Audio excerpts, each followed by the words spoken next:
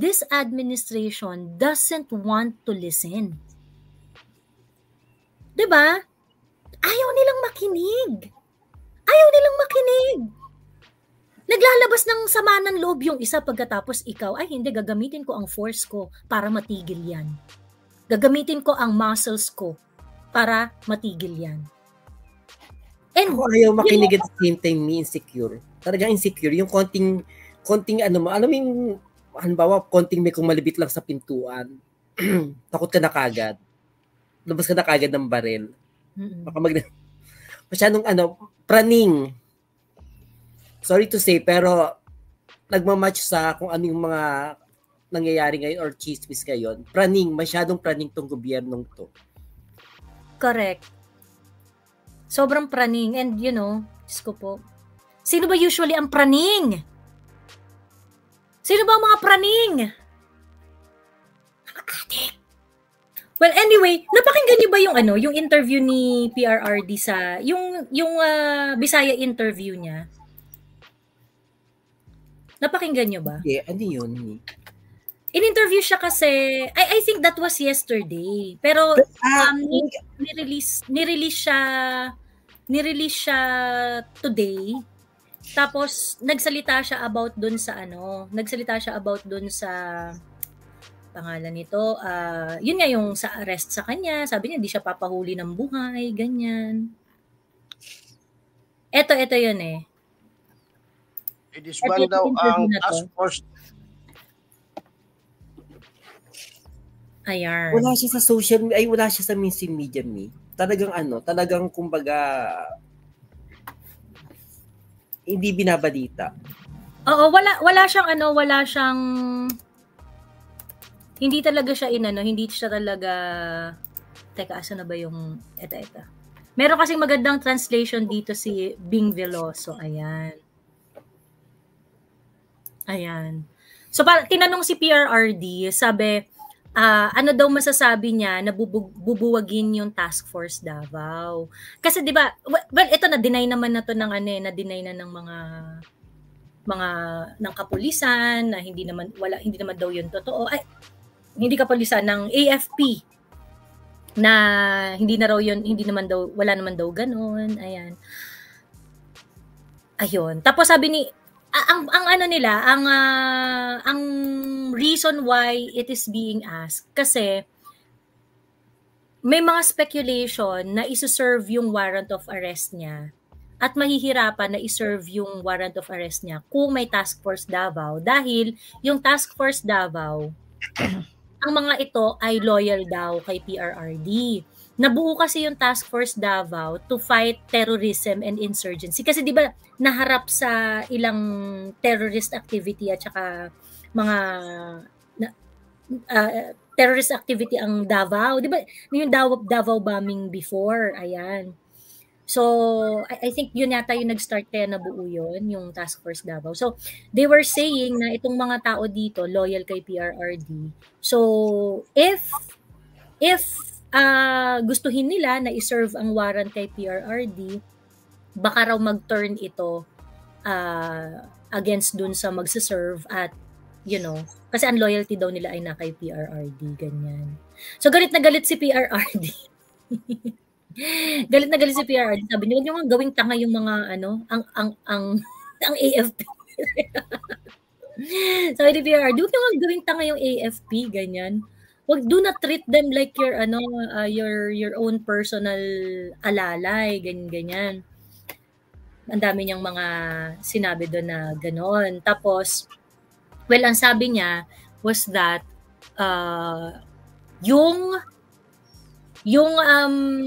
Task Force Davao, dito maasahan si PRRD, so he's always going to say the right things eh. Sabi niya yung Task Force Davao, wala naman daw siyang say doon. Whether buuin yan, kalasin, or whatever, ay hindi niya yun call. Ganon. Pero, it doesn't change the fact na yung ICC ay walang jurisdiction sa kanya. So, kung magpapahuli ako sa ICC, sabi niya, kung magpapahuli ako sa ICC, patay. Iyan ang totoo niyan. Kasi walang jurisdiction, wala silang karapatan. Kung pipilitin nila, papatayin nila ako. Ayan. So, hindi daw magpapahuli ng buhay si PRRD.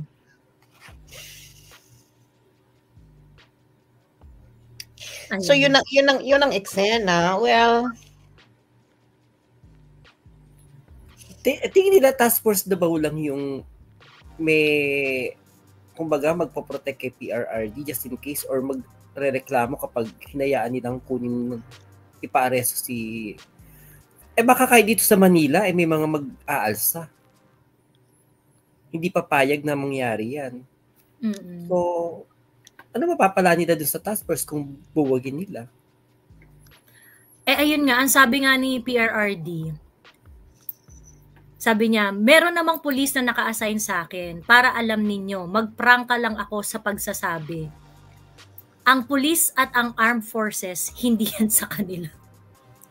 Hindi daw sila magpakamatay para sa kanila. Magpapakamatay lang sila para sa tao. Hindi para sa akin. Ayan. Feeling ko dyan umiikot yung tumbong nila kasi ilang beses yun sinasabi ni PRRD. Yung akala nyo sa inyo ang AFP at saka police. Hindi yan sa inyo. Ganyan. Pero hindi rin naman sinasabi ni PRRD that they are for him.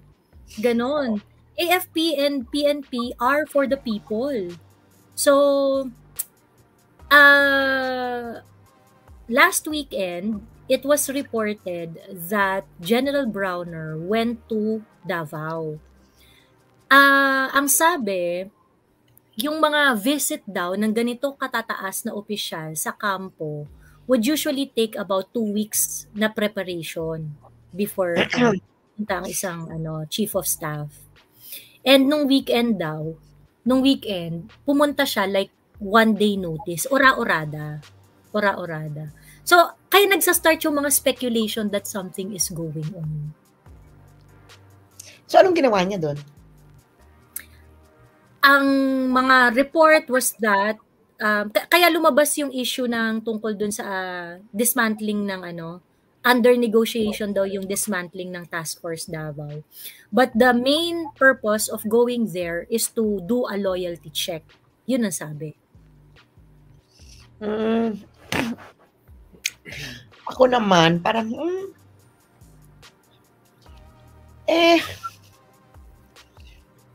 kung di loyal sila kay BBM. Ako naman, sabi ko, Diyos ko, ako talaga ang greatest guess ko niya matatapos ni BBM yung term niya. Oo. Parang, Why did you say so? Why do I think so? Because all the cards are with him, no? The only way na I think na hindi matatapos ni BBM ang kanyang term is when he resigns. Which will never happen. Which will not happen. Which will not happen. Yung sinasabi nila parang EDSA type, that's not gonna happen with BBM because nasa kanya ang blessings ng Amerika. Okay? You cannot have a successful EDSA type kung the United States will not honor the new government. Diba? Yun yung issue nun eh. Parang halimbawa nung kay ERAP, diba? After nung kay ERAP ng January, nung inaresto si ERAP Estrada, nagkaroon lang naman ng bagong EDSA. Tapos EDSA 3. Actually, mas maraming tao sa EDSA 3 kaysa sa EDSA 2. Bakla, 5 araw din sila doon, punong-puno yung EDSA noon, 5 araw. Ganun. Kasi yung length. Pero wala, hindi na kasi nga, wala na sa iyo yung ng Amerika kasi nga the military will have to follow they follow a strict hierarchy. So, kung yung nasa taas,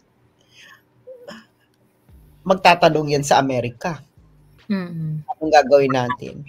Otherwise, kung hindi sila it has always been the case in Philippine history. Yung EDSA 1, kung hindi yan sila tinanggal ng Amerika at kung nasa Amerika na kay FEM pa rin, hindi magtatanggal EDSA 1. It won't prosper. Kasi po, tayo po ay nasa kolonyal pa rin. Pero kailangang gumising ng mga Pilipino. Bakla, it will never happen. Duterte was an anomaly. Duterte was an anomaly in Philippine history. So, ganyan lang kasimple yan. Kaya kita mo ngayon siya, di ba, gusto siyang tanggalin physically sa Pilipinas. Why do you think they want to remove Duterte physically sa Pilipinas? Di ba? Why don't they just file a case sa kanya sa Pilipinas? Ayun, open ang korte, di ba? Why do they need to really whisk him away? Di ba? The same thing like what happened to FEM. Why they needed to whisk him away out of the Philippines? Hindi nyo ba nakikita yung parallelism, mga bets? Di ba? Can you imagine kung si FEM ay katulad ni BBM ni Duterte ngayon na nakakapagsalita ng ganyan? Do you think Cory would have well, she never had a peaceful presidency, no? Pero do you think na she would have an easier transition time na magkaroon ng government? No. So it's the same thing. They need to whisk him away, di ba? And the same thing during that time, kay Cory, na kanino ang loyalty ng mga sundalo? Na kanino? Na kay FEM pa. Pero hindi sila, kaya nga di ba may mga nagkuku, pero the thing is, the higher ups, hindi sila hindi sila nagjo-join ng mga ko, di ba? Kasi nga, hawak, sila eh, they're following a strict hierarchy, and a lot of them are indebted with Americans, and as simple as that. Well, tingnan na, kaya ako, matatapos niya yan. Si Gloria nga, mostly negative ang ratings, natapos niya. Pero natapos eh. Oo. Tapos niya yung term niya eh, di ba? So, matapos niyan, the only thing na pwede siyang, na hindi niya matatapos yan is kung mag-resign siya, which will never happen. He will never resign.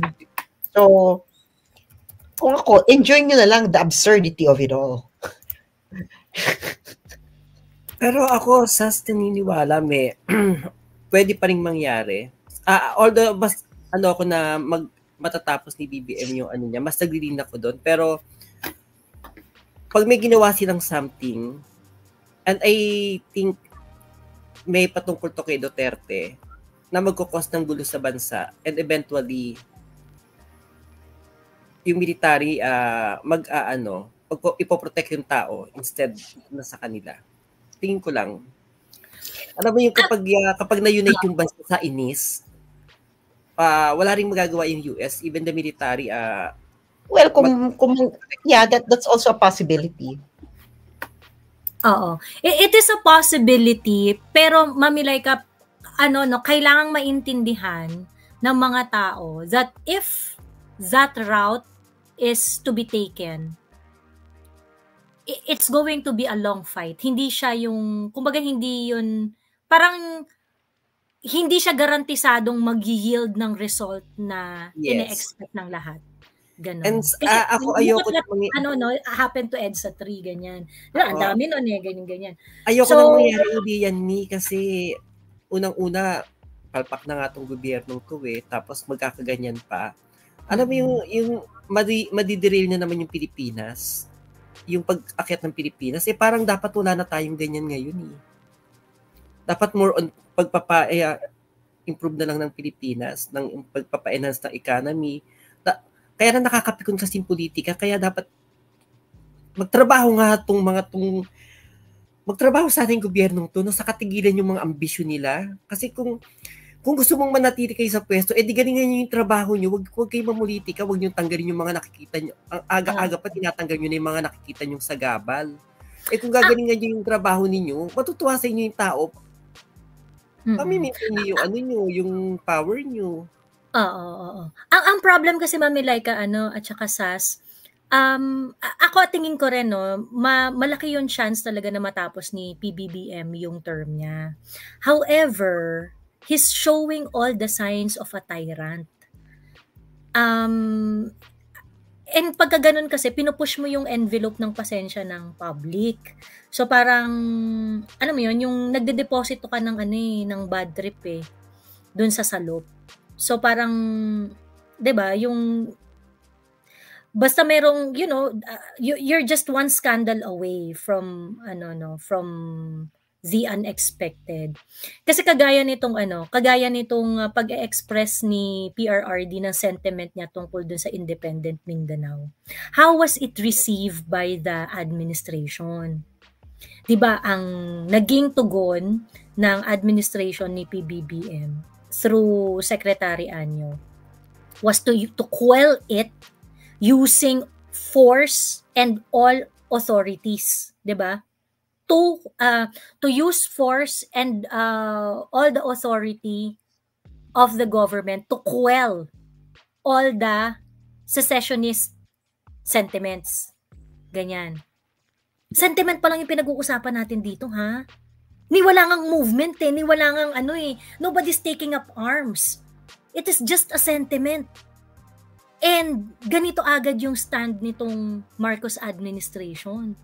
'Di ba? Na we're going to use force, kineme ganyan. Parang it is a sign of a very very tyrannical, very insecure, very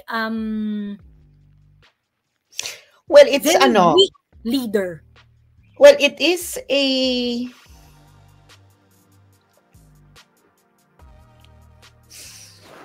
well, the only thing that's working for him is his name, Marcos. So parang ako talaga parang wala, a lot of people still love him, pero yun na nga, GMA finished her term with the most negative trust rating. And ang ano rin naman kasi nun kay GMA, nobody wanted to sino yung i-replace, the replacement was Tony De Castro. So parang nobody wanted to push it forward din yung, kaya nga di ba noong panahon ni GMA may mga patawag na magpatawag ka ng snap election, ganyan, di ba may mga ganyan na parang so di ba nga ganito nang ginawa kundi magko kay GMA kasi nga parang walang papalit so ang gusto Trillanes siya na lang. So ayun na nga. So ang eksena ng buhay, ang buhay ng eksena, charot, is ako ang bet ko is matatapos niya yung term niya. Pero I think there are a lot of things, kasi nakikita ko kasi there are a lot of things that BBM could do in order to solidify the country behind him. Halimbawa, actually kung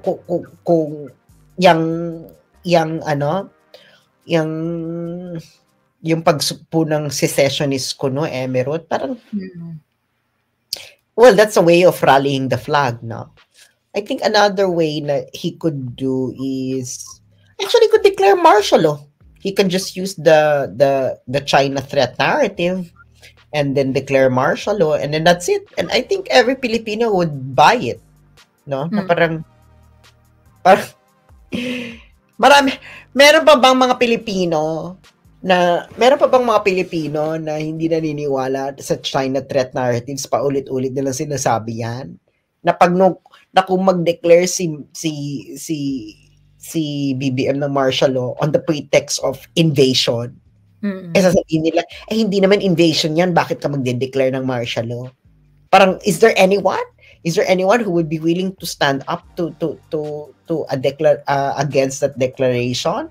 Parang wala, diba? Na parang, the narrative is there. Yun na lang yung gagawin mo Yun na lang yung kulang Or he could launch a limited conflict, sa South China Sea. And then that would unify the military. Ano mang gagawin mo? Alam mo namang iwanan mo yung conflict at mag-eme-eme ka dyan. So maraming cards ako nakita si BBM na pwedeng gamitin. Pwede niyang gamitin. Pwede rin niyang gamitin yung GMA formula na pinaalis talaga ni GMA yung asawa niya. Kasi remember, during GMA, yung asawa niya ang problema. Parating ang tinuturong kubrador, ganon. Oo. Diba? So ngayon, pinaalis niya, diba? There were yung a long time na ganun nga yung in-isolate si FG, diba? In-isolate si FG. Yes, he was isolated. Yeah. So, pwede niyang gawin yun. And then, he could, kasi, ano yan yung Duterte, yung physically removing Duterte. Kasi tandem yan Duterte and Sara. Digong and Sara. Kailangan nilang tanggalin physically together. Kaya nga di kasama nga si Sara sa ano. Oo. Ang problem kasi US will work against Kuting. No. Trump, you don't understand how US politics works. The foreign policy of the United States is set. Not dictated by an hindi po yan katulad ng foreign policy ng Pilipinas na every 6 years nagbabago. It is set, no? Ang nagbabago lang yan rhetoric, but the operation, it's the same. It's only the rhetoric that changes in the United States, but the operation, kasi nga meron silang tinatawag na deep state, no? It runs on autopilot. Regardless kung sino yung presidente. Regardless kung sino policy. Ang nag-iiba lang sa US politics is domestic policy. Diyan lang talaga ka makakita talaga ng totoong nagkakaiba-iba, especially budget, ganyan. Pero pag foreign policy, it's the same. Ako sa tingin ko matatapos pero hindi na makakaulit, which is okay din lang sa akin kung makatapos para sa nangyayari ngayon para mapakita na talaga na tama ni Aquino and Marcos. Tapos yung ganyang era. Para matauna rin yung mga Pilipino na nag-upo tayo ng Marcos, binigyan natin ng chance. Ano nangyari? Palpak pa din. Pero by the looks, kasi itong naluloka ko, by the looks of it, there is something not quite right with, halimbawa, itong bagong Pilipinas.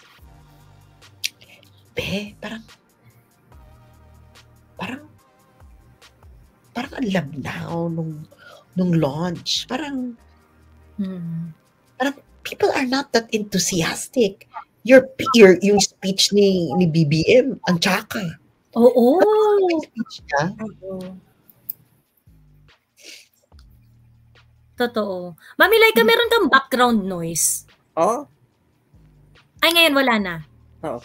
Parang masyadong pilit yung bagong Pilipinas na relaunch nung nag-launch nung recently. So alam mo parang ginawa lang para kumuha ng manghatak uli, para manligaw uli sa tao, pero pilit na pilit ang dating. May actually Mami Laika, sa totoo lang, yung mga ganitong arte ni PBBM ng Marcos administration, yung hindi ko maintindihan. They seem to be very very insecure with their authority. Na supposedly dapat wala silang ganon kasi they were elected by the majority 'Di ba? Parang para saan yung bagong Pilipinas launch? Para mapakita mo na marami kang supporters? Para ke? 'Di ba? Para saan? I mean, you don't need all of those kasi kung ikaw secured ka na leader and you know that you have you have a very very strong mandate coming from the people. Hindi mo na kailangan yan gastos lang yan aksaya lang yan 'di ba? But look at the trend yung attitude, yung general attitude ng Marcos administration. They are very very insecure. That means they are very weak. There is an independent Mindanao sentiment. Sentiment lang to nobody's taking up arms, nobody's ganyan and there is a process on there are lawful process on how to put it into motion, on how to achieve it. Yeah, exactly. I mean, hindi to hindi naghahanap ng patayan or gulo yung ganong ideation. But what is the reaction of this administration? No, we're going to quell it and use all the force and authority to do in doing so. Ano sinasabi dito? Ay, kailangan ako ang leader ninyo, ha? Hindi po pwedeng maiba to. Dapat ako lang. 'Di ba? I mean, that's not an attitude of a public servant. Okay? Kung si BBM, kung ikaw ang leader ng bansang ito at nakarinig ka na merong nababad trip doon sa parte ng bansa mo na parang, bad trip naman kami kasi hindi naman kami inaalagaan kineme, alis na lang kami dito, bad trip kayo ganyan. Ano ang gagawin ng isang dissenting leader? 'Di ba? You want to kill the sentiment. Of course, that's given. You want to kill the sentiment. No, you stay. This is one country, ganyan. And I'm all for that. I'm all for that, yung One Philippines kineme. Deep inside my heart, sinasabi ko nga deep inside my heart, gusto ko, isang bansa pa rin tayo. However, you cannot dismiss the fact that they are neglected. And so that is something that you have to address. Okay? When they say something like that, it is not because trip lang namin sabihin kasi gusto namin i-challenge yung leadership mo. Hindi yun ganon. Meron silang pinaguhugutan, meron silang historical hugot dito. And we can look at the facts, sa budget, sa progress ng Mindanao and everything, how they are being treated by the national government since 1987 Constitution, 'di ba? And even go far beyond that. So, kung ikaw yung leader, hindi ba dapat ang approach mo na, okay, what are we going to do in order to make you feel assured that you are a priority? 'Di ba? Hindi ba dapat ganun? Pero ano yung sagot niya? Ang sagot niya, ay hindi, gagamitin ko lahat ng lakas ko. What does that say? Ibig sabihin, this administration doesn't want to listen. 'Di ba? Ayaw nilang makinig. Naglalabas ng sama ng loob yung isa pagkatapos ikaw, ay hindi, gagamitin ko ang force ko para matigil yan. Gagamitin ko ang muscles ko para matigil yan. And ako ayaw makinig at the same time ni insecure. Talagang insecure. Yung konting halimbawa, konting may kumalibit lang sa pintuan. Takot ka na kagad. Labas ka na kagad ng baril. Baka masyadong praning. Sorry to say, pero nagmamatch sa kung ano yung mga nangyayari ngayon or chismis ngayon. Masyadong praning tong gobyernong to. Correct. Sobrang praning. And Diyos ko po, sino ba usually ang praning? Sino ba ang mga praning? Mga adik.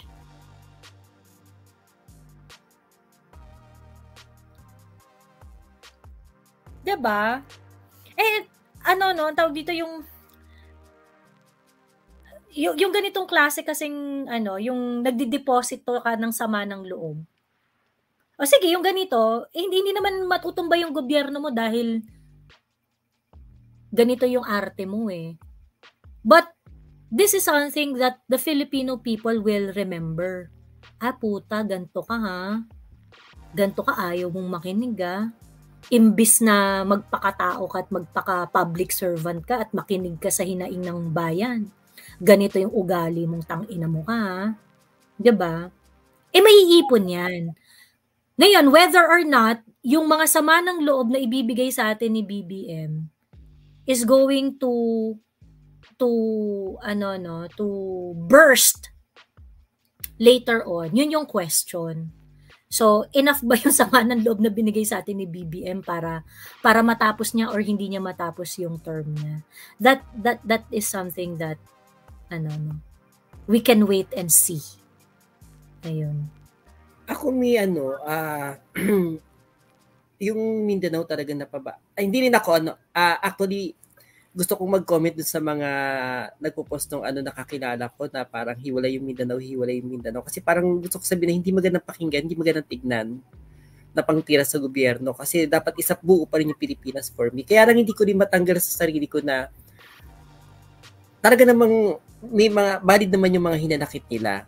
Lalo na yung mga taga Mindanao na nagpo-post na nakikita kung nakilala na natin dito sa TikTok or sa FB, Mami Joey. So parang hindi ko sila masabihan na hindi magandang tignan yung hiwalay yung Mindanao, yung mga ganung post. Pero kasi Mami Laika, hindi ko makontra eh. Oo, hindi ko makontra kasi may hugot sila, may pinanggagalingan sila lalo na ngayon. At ito nga na rin naiisip ko kasi nung time ni Marcos, nung matandang Marcos, diyan nagugat yung ng Mindanao eh. Hindi rin talaga okay yung Mindanao nung time nung matandang Marcos. Kaya nga, di ba nung tumakbong BPC, BBM, tinalo siya ni Lenny. Kasi wala siya nakuwang masyadong boto sa Mindanao. At kinailangan niya pa yung mga Duterte para malalo siya ngayon. Para makuha niya yung boto ng Mindanao. Tapos papabayaan niya. So inaano ko doon, parang gumaganti ka ba talaga, BBM? Katulad yung dating sinabi ng mga kaibigan ko na tumakbo yan para gumanti sa mga Pilipino, kaya yan nangyayari ngayon. Ganyan yung mga usapan namin sa inuman ng mga medyo mga kalalakihang mga ka-office mate ko na, binoto nyo, tumakbo yan para magiganti sa Pilipino o sa ginawa nito sa kanila sa EDSA o yung mga ganong drama. So ganun din ito yung naiisip ko na parang, bakit pinapabayaan mo yung Mindanao? Gumaganti ka ba? Kasi nung time nung matandang Marcos, hindi okay yung Mindanao sa mga Marcos. And then, napatunayan yan during nung pagtakbo niya as VP na natalo siya because of kulang yung suporta ng South. At ngayon, di ba? Kaya naman siya nanalo kasi para ma-secure yung suporta ng South, kinailangan niya yung mga Duterte. So ngayon, pinapabayaan niya yung Mindanao. So parang ganti-ganti ba to? Or parang... pumunta na nga siya ng Mindanao. Ang dami kasing because of the yung mga nagbabayran ngayon na hiwalay-hiwalay yung Mindanao. Pero kung walang ganyan, pupunta ba yan? So alam mo yung parang, bakit napaka-reactive mo, BBM? Dapat proactive ka. Proactive ka naman dati. Bakit ngayong presidente ka na, reactive ka na? Parang yung launch ng Bagong Pilipinas after 2 years kasi nakikita mong may mga hindi na masaya sa nangyayari, saka kan magagaganyan. So gusto nila ibalik yung yung campaign magic yung parang lahat tayo talagang ganon. So, yung may euphoria, parang nasa euphoria. Ganyan. Gusto lang nila happy-happy, ganyan-ganyan. Bakla pa, paano ka magiging happy-happy? Alam namin mga pinagagawa nyo behind the scenes. So, alam mo yun, sayang yung pagkakataon na ang taas ng belief sa'yo ng mga Pilipino. Pwede kang, lakas ng political capital mo, pwede kang makagawa ng something na amazing. Amazing. Pero sinayang mo, tapos ngayon babawi ka. Forever kang babawi? Every 2 years, every 1 year, babawi ka ng babawi? Kasi 2 years, kung 2 years ka na, dapat nga pag 2 years, meron ka ng bonggang-bonggang accomplishment. Bakla, actually, yung speech niya sa Bagong Pilipinas launch, yun dapat ang isa sa mga highlights ng career mo.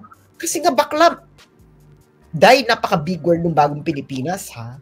Tapos, basahin nga natin ang speech. Nakakaloka, bawal ang tamad. So para, bawal ang tamad?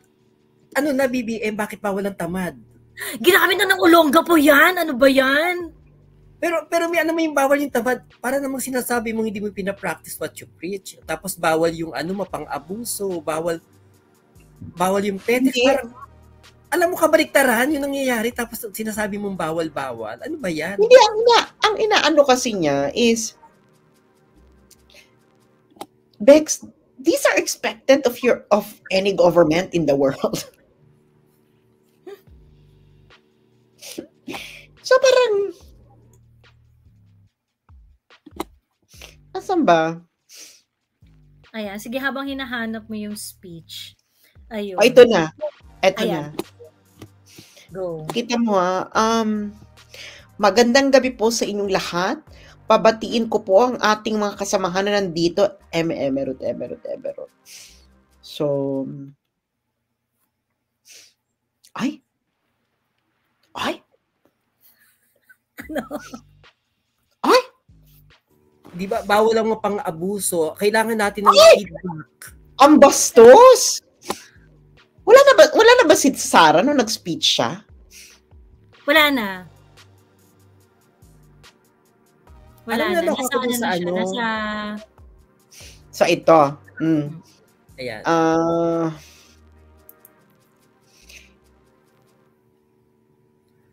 Ano ba to? Importante raw yung feedback sa kanya. Yung... Dito tayo. We face a complex and changing world.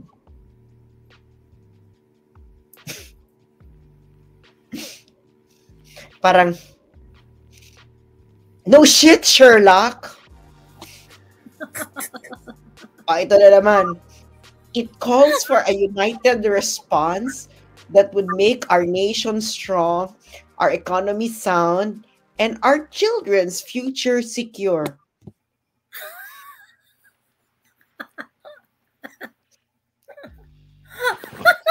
Parang, ito, Bex, ha? Parang stage play ng kinder. Oo, na parang, yeah. Alam mo yung pagkasabi mo ng speech mong yan, parang, yeah. Okay, next slide. Okay. Ito. We cannot meet these challenges if no common purpose energizes us. Alam mo yung parang, scriptwriter ba ni Lenny yung... Naunaan mo ako, Sas. Alam mo, gusto kang ano ba to? Ito yung mga speech na alam mo yung parang nalilibugan yung mga kakampik. Nalilibugan kaya yung mga kakampik dito sa speech ni BBM? Kasi parang Lenny na Lenny yung dating eh. Motherhood na motherhood. Diba? Oh, we cannot meet these challenges if no common purpose energizes us. No shit, Sherlock. And then, we need to have a vision. Bakla, parang. Okay. We need to have a vision that moves us forward as a people united. Baka dalawang beses niyan binabanggit yung unity na team, ha? Tatlong sentences pa lang to. A vision so compelling that brings out the best in us. One that is feasible, that every one of us will invest in. Yeah. Alam mo yung parang, yeah. Naalala mo yung isang OFW na umakyat, Sas. Yung sabi niya, yung mga speech ni BBM, hindi daw niya maintindihan. Tapos ito pa. Hindi niya alam kung saan papunta. Yung mga speech ni BBM, hindi ko maintindihan. Sabi niya. Sinong kausap nito? We must restore faith in ourselves by taking stock of what makes us a strong people, a resilient nation. We must dig deep into our valiant past, draw strength from the heroism of our forefathers, and let this heritage of selflessness propel us forward into the future. Malalim at marami po ang ating pinaguhugutan ng lakas. Okay.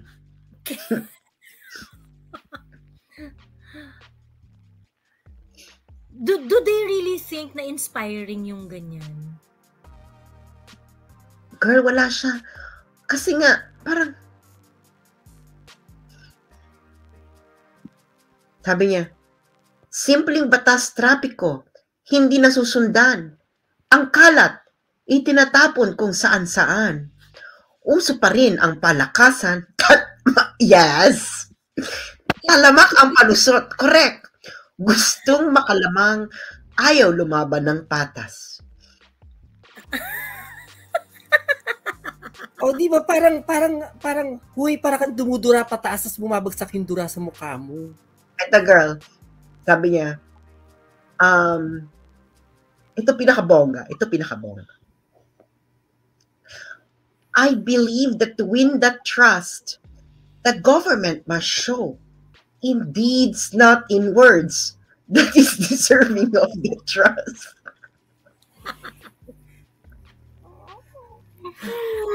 Alam mo, tingin ko yung mga puna sa kanya, kinuha niya tapos ginawa niyang speech. Charot.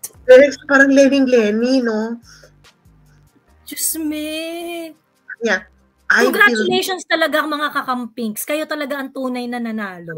I believe that to win that trust, the government must show in deeds, not in words. Is deserving of the trust. Ulit-ulit, paikot-ikot. Government must lead by example. No shit, Sherlock! Not by empty exhortation, but in ways that inspire confidence to our people, so they too will believe that the greatness they deserve is at hand. Bakla, whatever that means. Ito na, Bakla. Must present an agenda for the future. With clear benefits for our people, girl. With clear benefits for our people. For only providing clarity will they invest in it.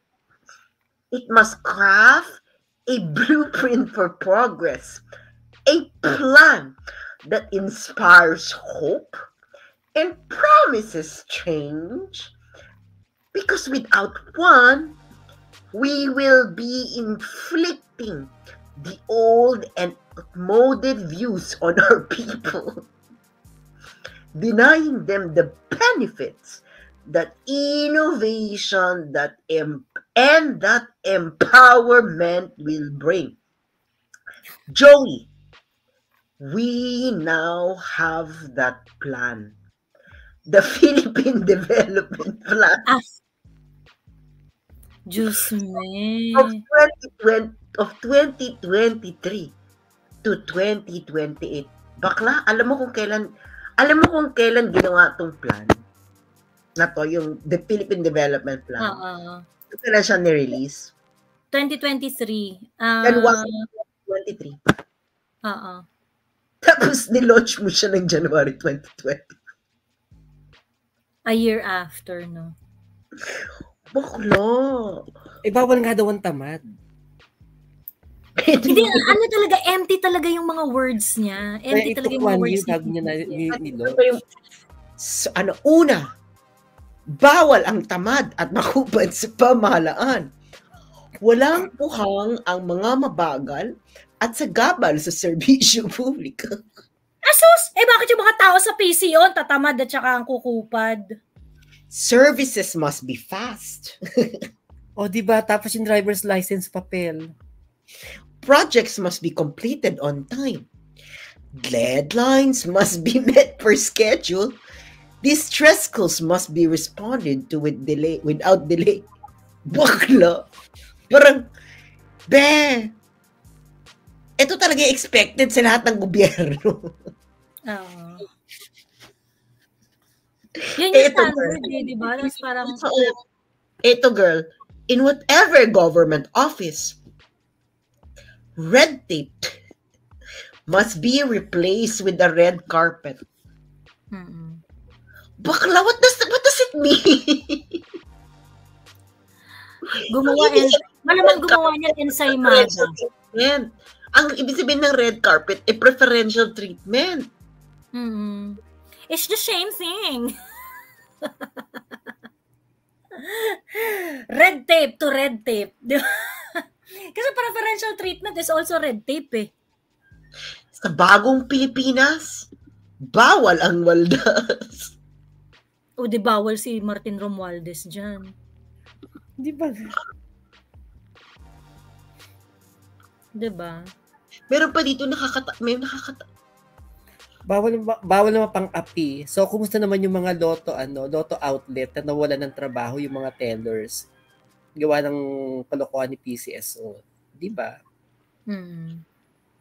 Girl, nakakaloka. Kaya importante sa kanya yung feedback. Basahin mo yung feedback. Tapos, yung SMNI ginigipit. Akala ko ba gusto mo ng feedback? Tapos, we're, sa mga pulis, ating mga bumbero. Sa mga pulis, ating mga bumbero, tiyakin ninyo na agarang pagresponde sa bawat tawag at sumbong. Baka is this even a problem? Sino kausap niya? Pucha, gumastos-gastos pa sila para dyan sa ganyang kaputahan, no?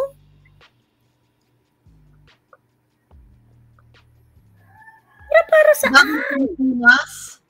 Ang masama ay ireklamo. Ang mabuti ay irekomenda. Baka nirereklamo na nga namin yung mga masasama. Ayaw nyo makinig. Diba? Ang problem, binibigyan ka ng feedback, di mo kayo nakikinig. Nirereklamo na nga, ayaw nyo makinig. Pero, I suggest, to everyone, kapag kunwari meron kayong government encounter, utilize nyo nga yung 8888 kasi gumagana pa daw eh. Tapos, pag hindi kayo na-respondan or whatever, di ba, at least we have the evidence na hindi talaga siya nag-work. Pero if you have complaint, you might want to utilize it para may exhibit kapag hindi sila umaksyon. Ito yung nakakaloka. Isa pa nakakaloka. Actually, nakakaloka buong speech. The ultimate objective is to make food affordable to all. And one way to achieve this is to make it accessible to consumers. Parang bakla, sabi ko, inulit mo lang. Ang ibig sabihin, ang accessible ay synonym ng affordable. Nakakaloka. Actually, meron siyang statement parang after meron siya sinabi na ay, ba't nag-feedback? Ayun. Parang naghihingalo yung ni Sis. Yung bakit? Ayan. Parang nag-e-echo ako, nagba-bounce ako sa'yo. Ayun. Meron siyang statement na February 3. Sabi niya, wala nang magugutom sa bagong Pilipinas. Ayan. February 3, 2024. Tapos, eto daw kasi yung ginawa nila. Nagpamigay daw kasi sila ng hauling trucks, seeds, financial assistance to more than 12,000 farmers, and 10 farmers cooperatives and association. Ayan. So, dahil ginawa nila yan, wala na daw magugutom sa bagong Pilipinas. Bakit yung pinakamura pa rin bigas ngayon, nasa 50 plus pa rin. Bakit ang taas? I do not know. Mami Joey, ang bigas, 57, 58 yung normal na pero pag gusto mo ng medyo high-end, nasa 60 plus na. 65 Oo, sobrang mahal. Ang pinakamurang bigas 56, 55, ganun. Yan yung mga parang bigas na dating tiga 40 or tiga 38, ganun. Ang taas talaga ng bigas ngayon, promise. Pagkatapos na-solve na daw yung problem sa bigas by ensuring the importation agreement with Vietnam for the next 5 years. So, import pa din. So, bumalik tayo dun. So, ibig sabihin yung dati sinasabi niyang improve yung Department of Agriculture para ma-sustain yung food security natin. Ang ending, balik tayo sa dati. Importation pa din ang solusyon. Oo. So, ibig sabihin, walang na-achieve si BBM. Wala ka na-achieve. Bagsak ang grade mo dun. BBM. Wala siya na-achieve dun sa food security.